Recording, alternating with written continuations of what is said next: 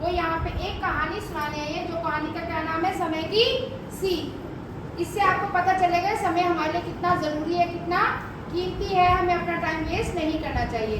तो आप सब लोग इस कहानी को ध्यान से सुनेंगे और बाद में मैम आपसे कुछ क्वेश्चन पूछेंगे, प्रश्न पूछेंगे, जिसके उत्तर आपको देने होंगे। तो सब ध्यान से सुनेंगे, यस और नो? तो say good morning to ma'am.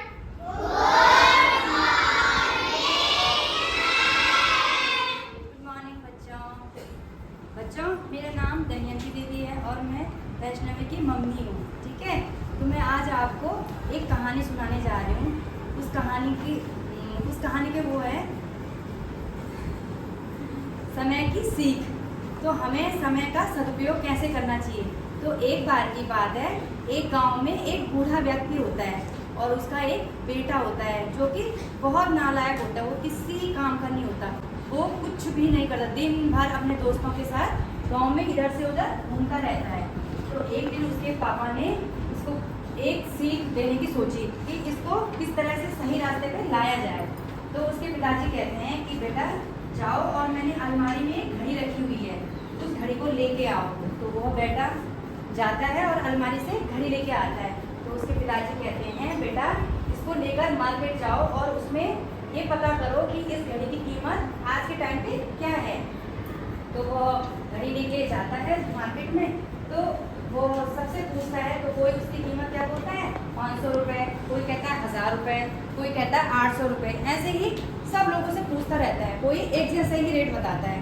तो वो घर आता है और अपने पिताजी से कहते हैं कि आज लोगों ने इसकी कीमत बताई है, किसी ने 500 रुपये, किसी ने 1000 रुपये और किसी ने 800 रुपये। तो उसके पिताजी कहते हैं ठीक है, आप ये घड़ी को अलमारी में रख दो और जाओ।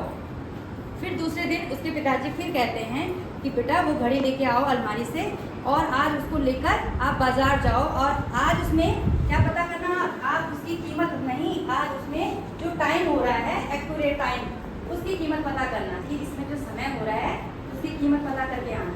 तो वो कहता है ठीक है पिताजी। वो जाता है मार्केट में, सबसे पूछता है उससे कि इसकी कीमत, इस जो घड़ी में टाइम हो रहा है उसकी कीमत बताओ आप। तो कोई उस पर हंसता है, कोई कहता है ये कम बुद्धि का है, ये सारे पागल है, कल तो ये घड़ी के लिए पूछने आया था कि इस घड़ी की कीमत क्या है और आज पूछने आया है कि इस घड़ी में जो टाइम हो रहा है उसकी कीमत क्या है।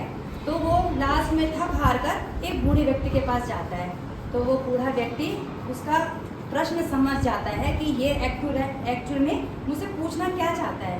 तो वो बूढ़ा व्यक्ति कहता है बेटा समय की कोई कीमत नहीं होती है, समय अमूल्य होता है। आप करोड़ों रुपए देकर भी आप एक अपने जिंदगी का एक क्षण भी खरीद नहीं सकते हो। तो समय की एक अच्छी और एक बुरी बात होती है। बुरी बात यह कि समय गुजर जाता है और अच्छी बात यह है यदि उस समय का किसी ने सदुपयोग कर लिया तो वो अच्छा होता है। तो फिर वह लड़का बूढ़े की बात सुनकर अपने पिताजी कहता है, उस दिन से उस लड़के की आंखें खुल जाते, मानो उसमें कोई बदलाव सा आ गया हो उस बूढ़े की वो बातें सुनकर।